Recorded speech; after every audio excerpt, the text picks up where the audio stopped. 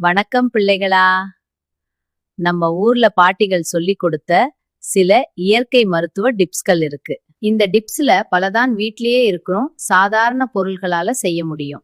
இன்னைக்கு அப்படிப்பட்ட 8 super useful health tips நான் உங்களுக்கு சொல்ல போறேன். வீடியோ முழுசா பாருங்க.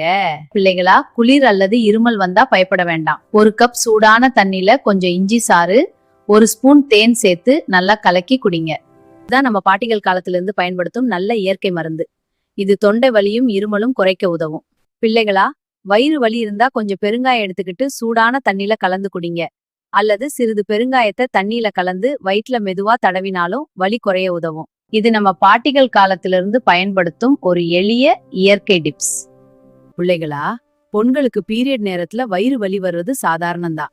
அதோட சூடான தண்ணி குடிச்சாலும் உடம்புக்கு நிம்மதி கிடைக்கும். அதுக்காக கண்ட கண்ட ஜூஸ் எதுவும் வாங்கி குடிக்காதீங்கம்மா. இது நம்ம பாட்டிகள் காலத்துல இருந்து சொல்லி கொடுத்த ஒரு எளிய இயற்கை டிப்ஸ்.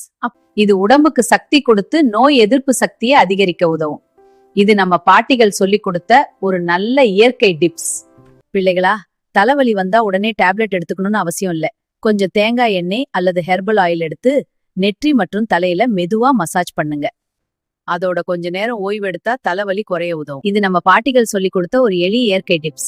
தலைவலி வராம இருக்க அடிக்கடி இப்படி பண்ணுங்க, அப்பதான் தலைவலி வராம இருக்கும். இந்த டிப்பு தலைவலிக்கும் போது பண்ணக்கூடாது கண்ணு.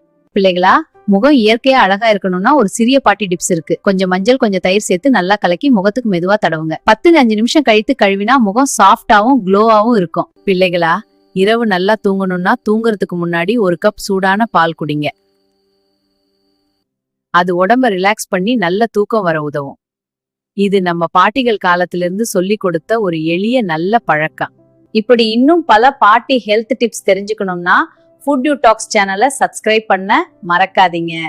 மறுபடியும் ஒரு நல்ல டிப்ஸோட சந்திப்போம் பிள்ளைகளா.